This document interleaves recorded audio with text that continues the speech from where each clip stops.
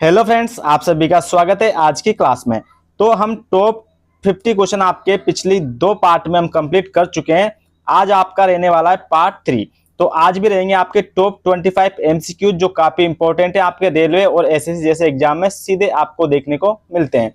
तो चलिए बिना टाइम खराब किए हम करते हैं आज की क्लास को शुरू। आज का हमारा फर्स्ट क्वेश्चन है, निम्नलिखित में से कौन सा वायवीय श्वसन का चरण नहीं है। तो सबसे पहले हमें यह पता होना चाहिए कि जो आपका वायवीय श्वसन होता है ये क्या होता है। तो ये एक ऑक्सीजन की उपस्थिति में होने वाला क्या होता है आपका श्वसन। इसके अलावा इसका एक और अदर नाम होता है जिसको हम बोलते हैं आपका ऑक्सी श्वसन।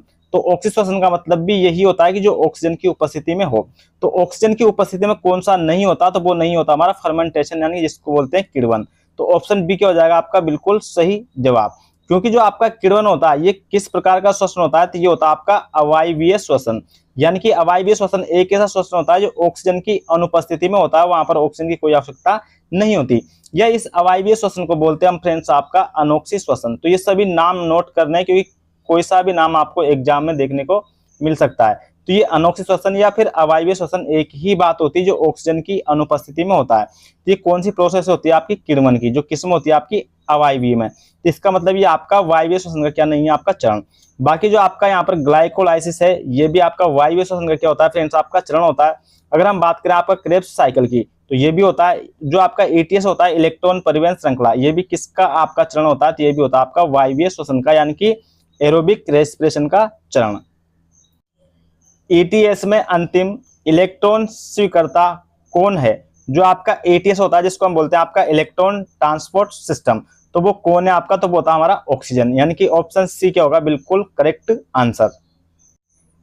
कार्बनिक अम्लों का श्वसन भाजक यानी कि आरक्यू सामान्यतः कितना होता है। फ्रेंड्स अगर आपको आरक्यू नहीं पता तो पिछली क्लास में आपको मैंने डिटेल्स में ये बता रखा है, जाकर आप उसको देख सकते हैं। तो जितने भी आपके कार्बनिक अम्ल होते हैं उनका श्वसन भाजक होता है आपका 1 से कम, यानी कि ऑप्शन सी क्या होगा यहाँ पर बिल्कुल सही जवाब। इसके अलावा कुछ श्वसन भाजक है जो इंपॉर्टेंट है आपको याद रखने। जैसे आपसे पूछा जाता है जो हमारी वसा होती है उसका आरक्यू या फिर हम कह सकते हैं श्वसन भाजक कितना होता है, तो जो आपकी वसा होती है उसका होता है फ्रेंड्स आपका 0.7। अगर हम बात करें आपकी प्रोटीन की, जो प्रोटीन होती है उसके श्वसन भाजक या फिर आरक्यू कितना होता है, तो प्रोटीन का होता है ये आपका 0.8।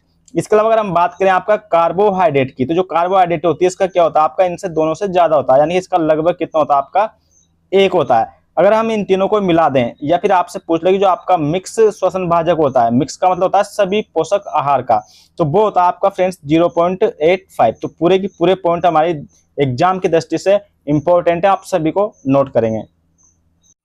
मानव शरीर में डायफ्राम मुख्यतः किससे जुड़ा होता है। जो डायफ्राम होता है ये क्या होता है आपका, तो ये जुड़ा होता है हमारे रेस्पिरेशन से, यानी कि श्वसन से। तो ऑप्शन बी क्या होगा बिल्कुल सही जवाब। जो आपका डायफ्राम होता है इसका मेन काम क्या होता है फ्रेंड्स, तो जो हमारी चेस्ट होती है यानी कि जो छाती होती है, और जो हमारा स्टोमक होता है यानी कि पेट, उसको ये अलग करने वाला क्या होता है एक प्रकार का पार्ट होता है जो किससे कनेक्ट होता है आपका ये, तो ये कनेक्ट होता है आपका श्वसन से, यानी कि ऑप्शन बी क्या होगा बिल्कुल सही जवाब, या फिर इससे ये जुड़ा होता है। श्वसन में इलेक्ट्रॉन ले जाने वाला सह एंजाइम कौन सा है। तो जो श्वसन में इलेक्ट्रॉन को ले जाते हैं एक जगह से दूसरी जगह, उस एंजाइम का नाम आपका FAD या फिर हम कह सकते हैं आपका NAD। इनकी फुल फॉर्म आपके एग्जाम में कभी नहीं पूछ जाती, इसलिए ओनली क्या याद रख लेंगे आप एंजाइम का नाम, या तो हम कह देंगे FAD या फिर कह देंगे हम NAD।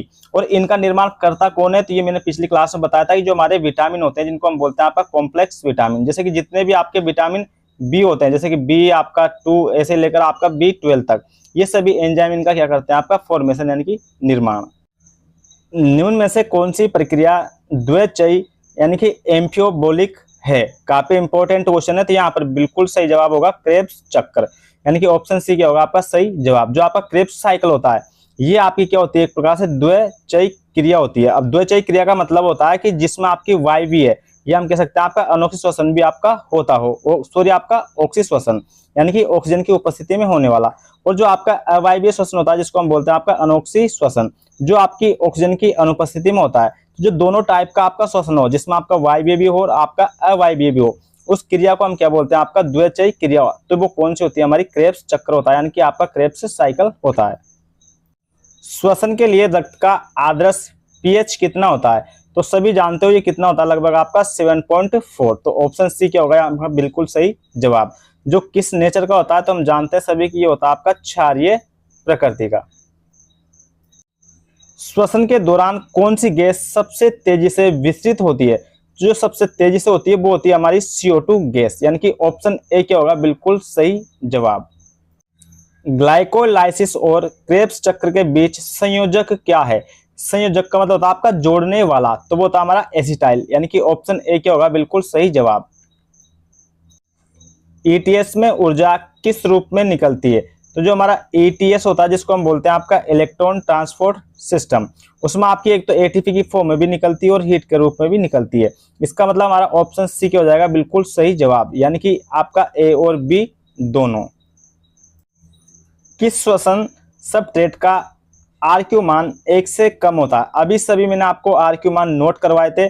तो यहाँ पर अगर प्रोटीन होती तो प्रोटीन का होता कितना आपका 0.8, लेकिन उसके बाद किसका होता है फिर आपका, वो होता आपका वसा का, यानी कि फेट का, वो कितना होता है आपका 0.7। तो यहाँ पर आपकी फेट ऑप्शन में दे रखी है, यानी कि ऑप्शन बी क्या हो जाएगा बिल्कुल सही जवाब। किण्वन में पायरुवेट किसमें परिवर्तित होता है? तो काफी इंपॉर्टेंट क्वेश्चन हमारे एग्जाम की दृष्टि से। तो जो आपका किण्वन में पायरुवेट होता है वो किस किस में आपका चेंज होता है? तो एक तो होता है आपका लैक्टिक अम्ल में, जिसकी वजह से क्या होता है हमारी मसल्स के अंदर पेन होता है, और एक होता है आपका ethanol plus carbon dioxide gas में। तो यानी कि आपका ए और बी, तो ऑप्शन सी क्या होगा यहाँ पर बिल्कुल सही आंसर। श्वसन में ऊर्जा किस रूप में संग्रहित होती है? तो जो आपका रेस्पिरेशन होता है उसमें जो आपकी एनर्जी होती है, ऊर्जा, वो किस फॉर्म में आपकी स्टोर होती है? तो वो होती है ATP की फॉर्म में, यानी कि ऑप्शन सी क्या होगा बिल्कुल सही जवाब। जो आपका ATP होता है उसका फुल फॉर्म क्या होता है? ए का होता है आपका एडेनोसाइन, और टी का मतलब होता है आपका ट्राई, और पी का मतलब होता है आपका फॉस्फेट। तो इसी की फॉर्म में क्या होती है आपकी स्टोर। अब कौन सी जगह होती है आपकी? तो ये होती है आपकी माइटोकॉन्ड्रिया में। इसीलिए माइटोकॉन्ड्रिया को क्या बोलते हैं हम? पावर हाउस बोलते हैं किसके? आपके कोशिका का। किस प्रकार का श्वसन अधिक कुशल होता है? तो कौन सा सबसे बेस्ट होता है, अच्छा होता है हमारे लिए? तो वो होता है आपका वायवीय श्वसन, जो हमारे अंदर भी होता है। और ये किसकी उपस्थिति में होता है? तो ये होता है हमेशा ऑक्सीजन की उपस्थिति में, जिसको हम बोलते हैं आपका एरोबिक रेस्पिरेशन, या इसको कहा जाता है आपका ऑक्सी श्वसन। श्वसन के दौरान अधिकतम ATP किस चरण में बनते हैं? तो जो अधिकतम आपके ATP होते हैं वो किस चरण में बनते हैं? तो वो बनते हैं हमारे ETS में, यानी कि ऑप्शन सी क्या होगा बिल्कुल सही जवाब, जो मैं पिछले क्वेश्चन में भी आपको डिस्कस करा चुका हूं। ETS का मतलब क्या होता है आपका इलेक्ट्रॉन ट्रांसपोर्ट सिस्टम, जो एक श्वसन की प्रोसेस होती है। तो सबसे ज्यादा जो ATP बनते हैं इसी के अंदर आपके बनते हैं।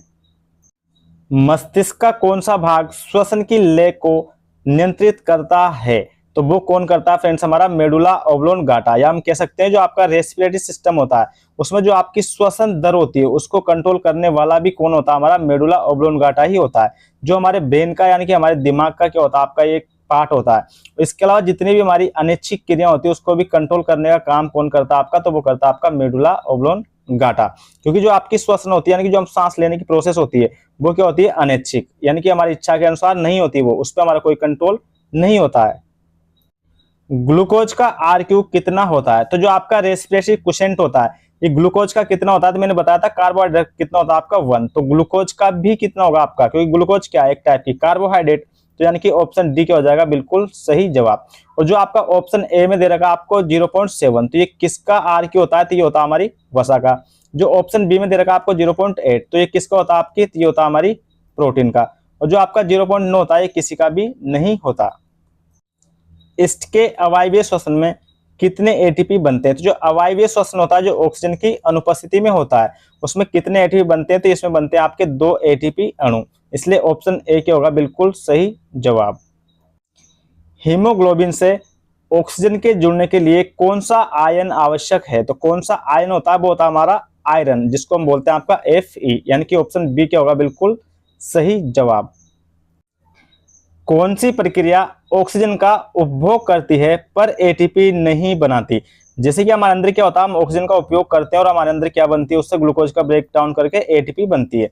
लेकिन यहाँ पर जो आपका प्रकाश श्वसन होता है उसके अंदर कोई भी ATP आपकी नहीं बनती है, तो यानी कि ऑप्शन बी क्या होगा बिल्कुल सही जवाब।